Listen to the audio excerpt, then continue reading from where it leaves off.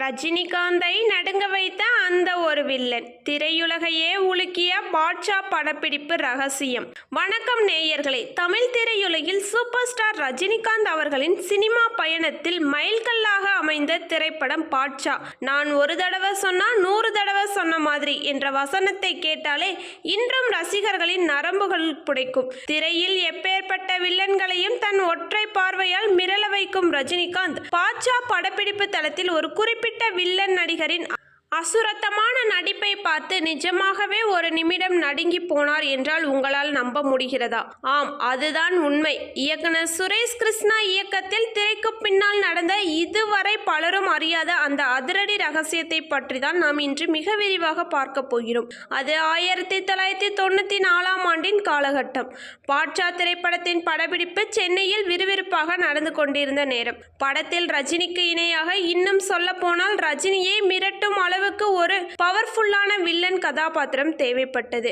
அந்த ஆண்டனி கதாபாத்திரத்திற்காக பாலிவுட் நடிகர் ரகுவரன் ஒப்பந்தம் செய்யப்பட்டார். ரகுவரன் அவர்களின் தனித்துவமான குரலும் அவரது உயரமும் வில்லத்தனமான உடல் மொழியும் அந்த படத்திற்கு பிரம்மாண்டமாக பலம் சேர்த்தன. படத்தின் மிக முக்கியமான இடைவேளை காட்சி படமாக்கப்பட வேண்டியிருந்தது. கதையின்படி ரஜினியின் தம்பி திலகன் தாதா ஆனந்தராஜ் ஆட்களிடம் அடிபட்டு கிடப்பார். அப்போது ரஜினி தன் தம்பி என்றும் பாராமல் ஆண்டனியிடம் ஆட்களிடம் அடிபணிந்து போக வேண்டும். ரஜினி மிகவும் சாதுவாக ஆண்டனியிடம் காலில் விழுந்து கெஞ்சும்படியான சூழ்நிலை அது. கேமரா ஆன் ஆனது. காட்சி தொடங்குகிறது. ரஜினி அவர்கள் மிகவும் பணிவாக கைகளை கட்டிக்கொண்டு நிற்கிறார். எதிரே நின்ற ரகுவரன் ஆண்டனி என்ற கதாபாத்திரமாகவே மாறி தன் அசாத்தியமான ஃபேஸ் குரலில் ரஜினியை பார்த்து பயங்கரமாக சிரித்து வசனங்களை பேசத் தொடங்கினார். ரகுவரனின் அந்த வெறித்தனமான கண்கள் ரஜினியின் முகத்திற்கு மிக அருகில் வந்து அவர் காட்டிய அந்த வில்லத்தனம் ஒட்டுமொத்த படப்பிடிப்பு தளத்தையுமே உறைந்து போக வைத்தது. கேமராவுக்கு மிக அருகில் நின்ற ரஜினிகாந்த் ரகுவரனின் அந்த அசுரத்தமான முகபாவனையை கண்டு ஒரு நிமிடம் அவரையே அறியாமல் மெய்யறிந்து உடல் நடுங்கி போய் நின்றார்.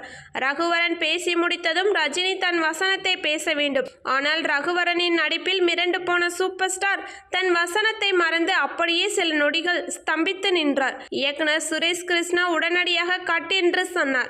இயக்குனர் கட் சொன்ன அடுத்த நொடி ரஜினிகாந்த் அவர்கள் ரகுவரனை நோக்கி ஓடி வந்து அவரது கைகளை பிடித்து கொண்டு, ரகுவரன், என்ன ஒரு நடிப்பு! உன் கண்களை பார்த்து நானே ஒரு நிமிடம் நிஜமாகவே நடுங்கிவிட்டேன். பாட்ஷாவுக்கு பக்கவான வில்லன் நீதான். அது ஒட்டுமொத்த படக்குழுவினர் முன்னிலையிலும் மனதார பாராட்டினார். அதன் பிறகு மீண்டும் அந்த காட்சி எடுக்கப்பட்டு படம் வெளியான போது தியேட்டர்களில் ரஜினி மற்றும் ரகுவரனின் அந்த மோதல் காட்சிக்கு மக்கள் எழுந்து நின்று விசில் அடித்தார்கள். வில்லன் ரகுவரனின் அசாத்திய நடிப்பால் சூப்பர் ஸ்டாரே வியந்து போன இந்த நெஞ்சை உலுக்கும் வரலாற்று சம்பவம் உங்களுக்கு பிடித்திருந்தால் இந்த வீடியோவை லைக் பண்ணுங்க.